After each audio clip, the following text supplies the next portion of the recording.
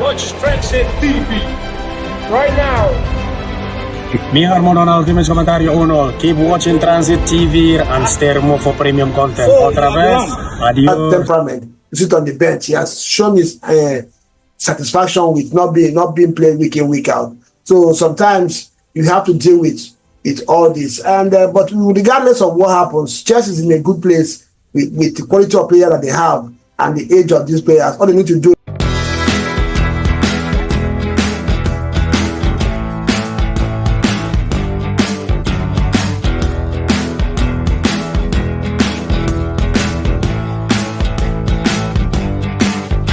issues.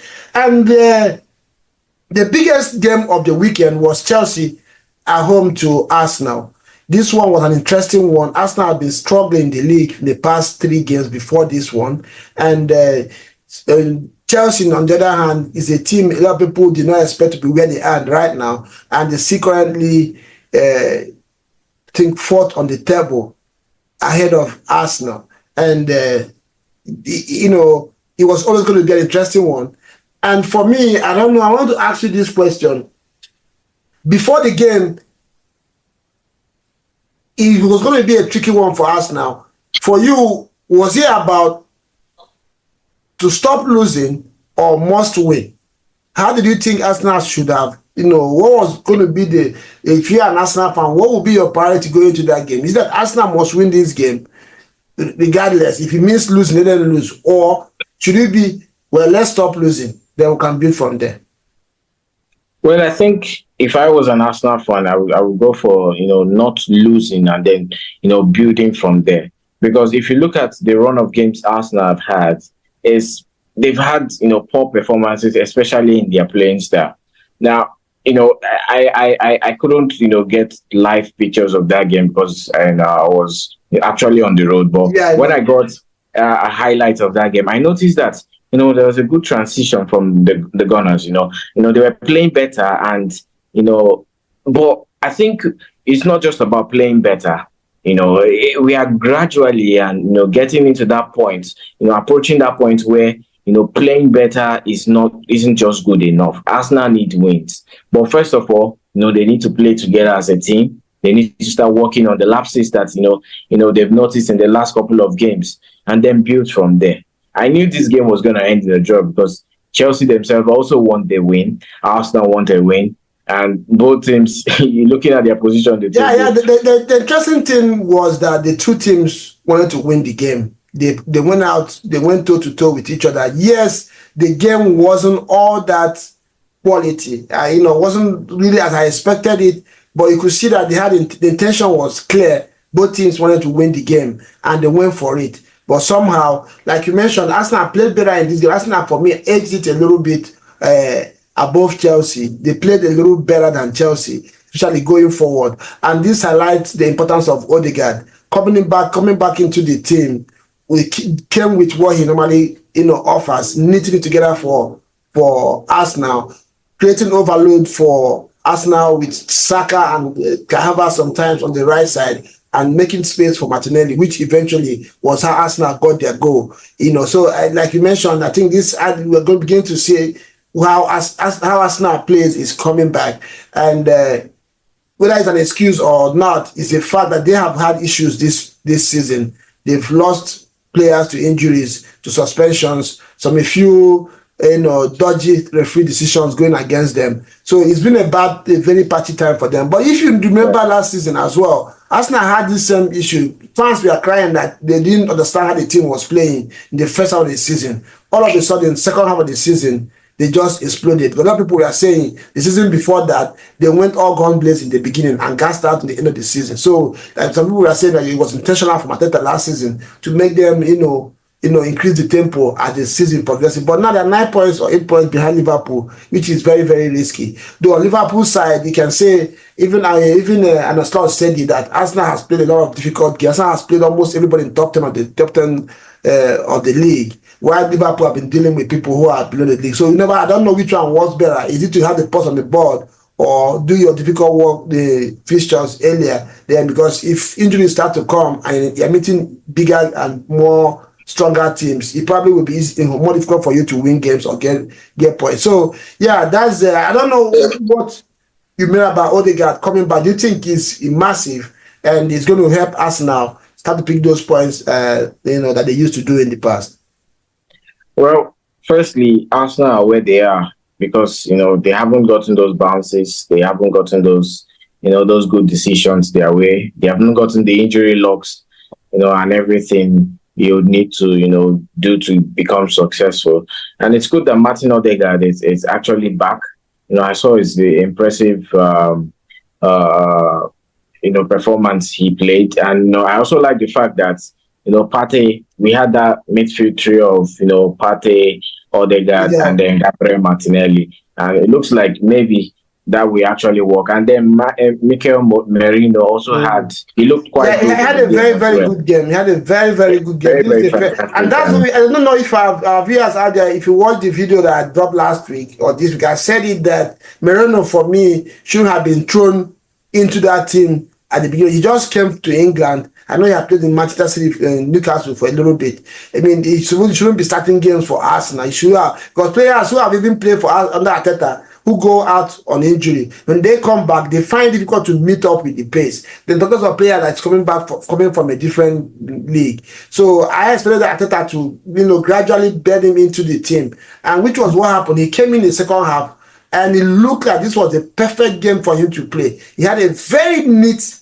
performance, never misplaced any pass, did his defensive roles, and also had late runs into the 18-year ball against Chelsea, and almost got his goal as well. So I think that was another very good decision Arteta took. If I have been crying for is playing Kai Havertz as a striker. You don't try to fix a problem, then you open gaps in three other places.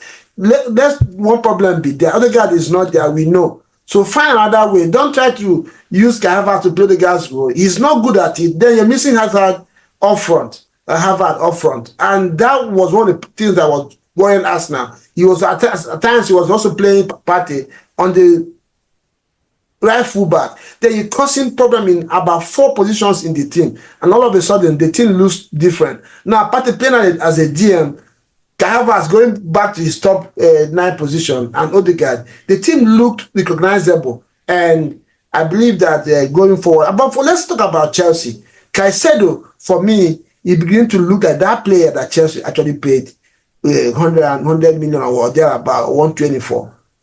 With him and Lavia in the midfield, like I always say, the midfield is very important. That DM central midfield position, very key. And that was what helped Chelsea curtail Arsenal in this fixture. I don't know if you noticed that.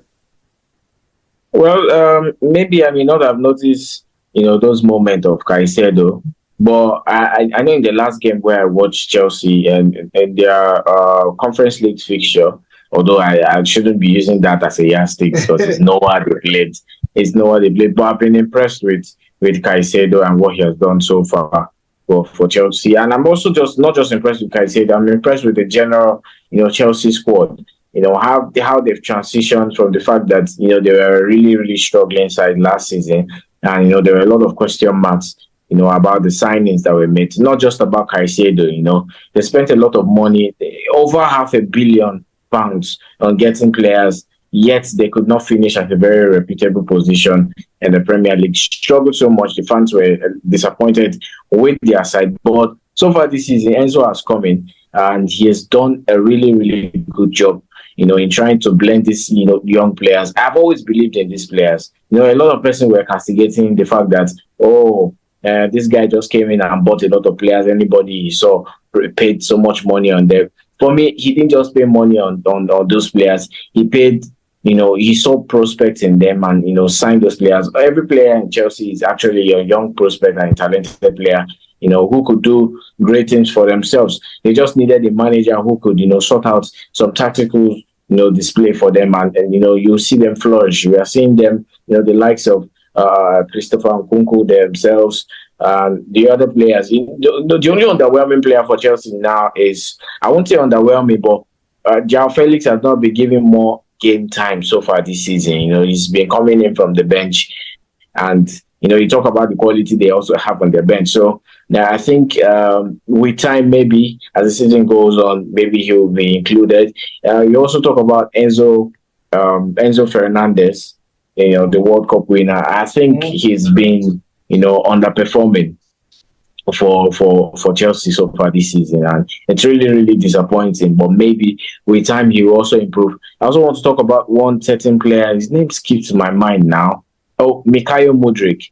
Mikhail Mudryk, he was gotten for so much money and a lot of expectations from him, but now everybody just everybody just understands what worked for them, and they are doing it just the way it works for them. Mikhail Mudryk knows that he cannot score goals again, so he's just letting the guys who can score, and he's creating opportunities. If you see Mikhail Mudryk now with the ball, he's expecting to release it to one or two persons who can deliver a better performance than him. Goal scoring has been his problem. He's very very underwhelming in front of goal. And he is now tweaked things for himself, trying to see how he can assist better to the goal scorers. And I think that's impressive. And I see that as a result of, Enzo Maresca, in delivering strategy. And some weeks ago, the beginning of the season, the rave was about Kopama. And I remember having a show with one of Chelsea fans, and they asked him, if Chelsea were to achieve big things this season, who do you think are going to be key to that? And he said Kopama, I think Colwell, and I can't remember the third, I think it was Caicedo. And in this game, Palmer wasn't, for me, it was underwhelming. And this another game I've seen him in a big game that he didn't really show himself. I'm of the opinion, I said that last week, that I don't think Palmer is a central midfielder. He's an attacking midfielder. I think he's better off coming from the right side of the attack, where Madueke plays. He has the technical ability and confidence and intelligence to pick a pass from that angle or isolate a defender and get his goal. I don't think he's doing very well playing as an attacking midfielder. He can drift in there from the wing sometimes, but to actually play there and dominate games, he was absent. And this also affected even his spot kicks, corner kicks, free kicks were very, very abysmal. And I don't know if you have watched Palmer closely with that eye. Yeah, I've also shared the same sentiment, but you look at the fact that on that right hand side you have Madueke. So are you going to drop Madueke just to please Palmer and play him on that particular wing? And it's more like a similar situation with what you have with Madrid. Mbappe is not that number 9 kind of player, exactly. And usually on the left wing. So are you going to sacrifice Vinicius just to allow Mbappe, right? So sometimes these are the headaches that managers actually go through. For me, I think he should just continue playing behind Jackson. Try and be creative. He has. I think the edge Kopama has is his shots are really really powerful, especially from a good range. And but sorry to cut you short while you're saying that. It's just like what I was saying about Arteta, trying to solve a problem and creating 3 more problems. Yeah. Now, I remember last season, Chelsea fans were saying Nkunku comes back and they will start firing. Now, Nkunku is back, he's not playing because Kopama is playing behind Jackson. And Nkunku is not a winger. Yeah, they tried to play him from the left side of the attack. He didn't perform because that's not where he's supposed to be, where he plays normally. So what about playing Palmer from the right side and playing Nkunku behind Jackson, which is where naturally he plays? Which means Noni Madueke is dropped. Noni Madueke, for me, I don't rate him. I'm not saying he's a bad player. I don't rate him to displace Palmer from playing his natural position. Noni Madueke, yeah, he got his hat-trick. I don't take him seriously. He's like what you said about United players. He's not a player for me that is mentally and physically and professionally ready for this level. He plays off his feelings. That's the way I see him. I see him as a player that comes to the field and just does what he wants to do. He doesn't look tactical for me. Doesn't look intelligent to me. I'm not saying he's not good on the ball. He's not a good player, but he doesn't look intelligent. For me enough. He plays the way he wants to play. And that's the problem for him. Yeah, I know he has his trickery, he has the pace, but if you watch, if not Madeke is close to the kind of brain that Kopama has, Chelsea should be at the same point with Liverpool right now, because he has had chances and he has had opportunities to hurt teams, but sometimes his football brain, fails him. So why not bring Nkunku behind Jackson? And these are two players who are strong and have pace. Then play Kopama from that right side, and probably Chelsea with Neto on the left. I don't think any defense will be in a hurry to step up against Chelsea if you have this lineup. I think what Maresca is trying to do is trying to manage his players. Yes, I would have loved to see more of Nkunku because, he's a really, really fantastic player, the French international. But, you have to put into consideration he's a very injury-prone kind of player. I think last season, when Nkunku was playing, back-to-back games, I think 3 games in a row, and then he went back to injury again. So I think these are some of the, concerns you have to, manage. Maybe that's why he's, settling to play Nkunku in the Conference League and resting these other guys for the Premier League. So it's more like Enzo Maresca having 2 different squads for the Premier League and for the Conference League. Regardless, it could have worked for him if we are saying, Nkunku playing behind the striker, because that's where we've known him to be, right from his days at RB Leipzig, playing behind Timo Werner, playing behind Andre Silva, and he has flourished in that, position as well. So, but I think maybe from what I've observed since the start of the season is that Enzo is trying to manage Nkunku, is trying to manage Rhys James. These are quality players that, could deliver maybe within 20 to 30 minutes if they are brought on in the second 45. And so he's trying to manage them so that, he doesn't have those injury worries. Well, let's see how it goes and how it I had the rumors, though unconfirmed, that Manchester United are inquiring about Nkunku, that it's believed that he's not happy with his playing time at Chelsea currently. And if that's true, then it's a big worry for and this is what you get with these players these days. We sit down here talking about creating squad depth, but when you have real quality on your bench, they are not happy because they want to play.